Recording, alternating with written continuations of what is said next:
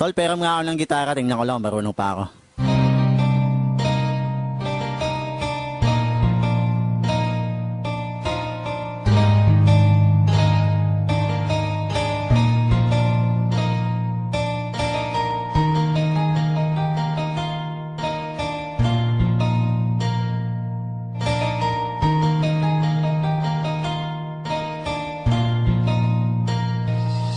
Hindi ba simula sa pagkabata tayo'y madalas na nag-aabulan walang pakialam kahit na madulas ka?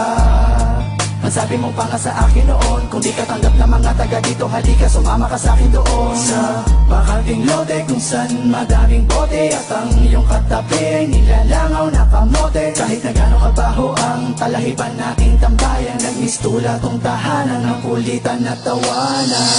E paano na yan, gutom na ako, di na ako makakatagal. Ang sabi mo tayo'y magtapon basura o di kaya ay mga pasa kanal o mga lakal na bote at bakal doon natin bebenta kay nanahuli. Saka na lang tayo humana uli kapag laman ng tiyan ay wala na uli. Sa bawat tambayan, iskinita man ang looban, ay di mawawala ang tawanan at kalokohan. Sa mga pagsubok ng buhay ko, di mo ako iniwanan. Okling, isa kang tunay na kaibigan. Inuman tayo! Sige, kaso wala kong pang-abono. Ang may aambag ko lang ay ang kanta kong wala sa tono. Silong tayo sa aking kubo kasi medyo umaambon. At pagsaluhan natin ang niluto kong pansit kanton. At sa katokwa, kasama ka lagi pag-istokwa. Lagi tayo po yatalapan natin yung may insomnia. Yung gitara, bukas mo na lang isole. Huwag mo lang ilalayo, baka makita ng may-ari. Kain na kain payat, tapos tulog ng tulog puyat. Hindi natin trip pa mag-aral, diba? Kaya tayo ay nagpatato sa balat. Standby! Bayosi-yosi, hindi ako sigurado kung bukas ay meron pa tayong mabobogchi. Kay Aling Shoni, igib tayo tatlong timba. Hindi ba wala naman tayong hiya? Doon na tayo maligo sa gitna ng daan at kung pormahan, sige sasabayan na kita. At ang suot natin damit at saka pantalong galing sa sampayan ng iba.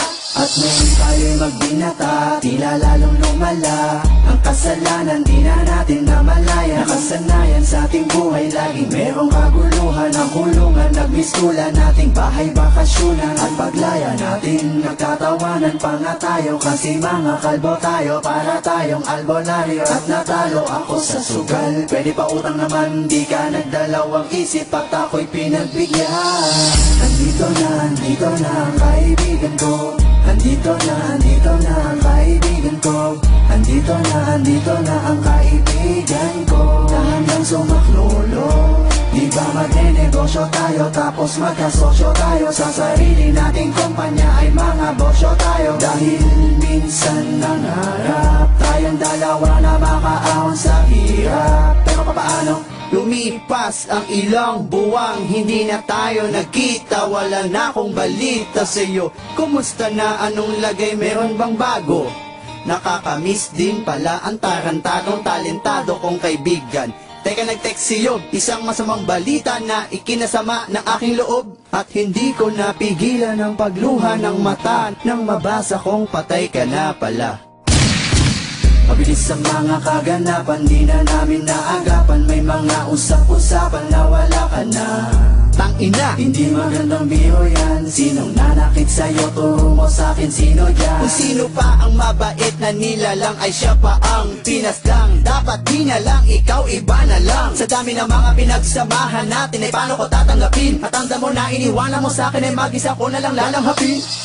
Iniwan ako ng kaibigan ko.